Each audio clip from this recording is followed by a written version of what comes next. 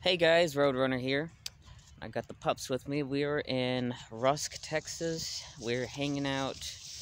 We got here yesterday. We're hanging out over at the campgrounds of Texas State Railroad. Though sadly, they're not doing trains until the end of next month. Basically, in a month. So, anyways, we were trying to hitchhike up to Frankston, and nobody wanted to pick us up. And I always wanted to come out here. I've been out here once. Several years ago, but it was during the night, and I only stayed out here for about an hour before law enforcement took me away because I didn't have a paid pass to be here. I do now, but there's our little tarp setup. Anyways, it's cold as hell. It's supposed to be in the lower 50s all day, and then it's gonna be in the 30s tonight, and same tomorrow. So I got this. Where is it? I got the fire going. Not really good, but still warm. And they're working on the rail line down out in front of the train station. What's really cool, I didn't know this until we got here yesterday, is that I knew about the abandoned rail lines that used to come through here, the Southern Pacific and the Cotton Belt Railroad that came through here that went from Tyler down to Lufkin, and I've mentioned all that before. But as far as we knew, we thought that the rail lines were completely torn up and gone. Well, when I was getting dropped off here yesterday, you could literally see it on the side of the highway. You could see that the Cotton Belt line is still there. And my theory is, because we explored it yesterday, I didn't get pictures or anything because it was nighttime.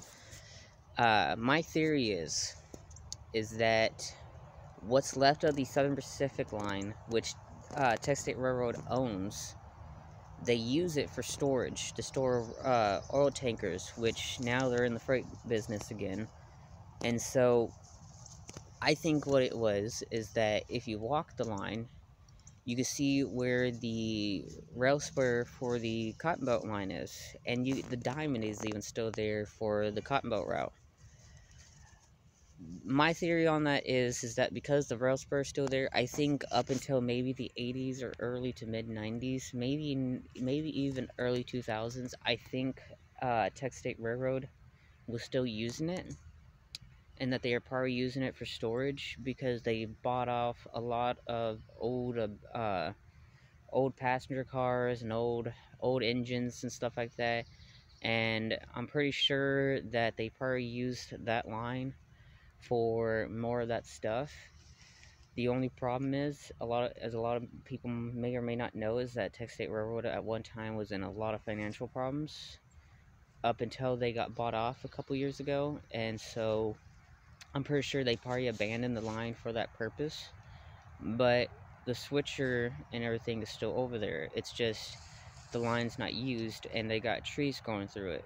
And to be honest, I would love to see them use that line. I mean, it's going to be kind of a hassle to figure out what they're going to use it for, but I would think it would be pretty cool if they can get as much line and buy as much of the right-of-way back as possible, and try to maybe extend service a little bit. Whether it's passenger or freight doesn't matter to me, just it would be nice to see the line back up and running. But I'm gonna go ahead here in a couple hours, and I'm gonna go take pictures and video of it and upload it to YouTube, because there's literally no pictures or video. I literally thought it was gone, because you really, unless you know where to look now, you could barely see it on Google Maps.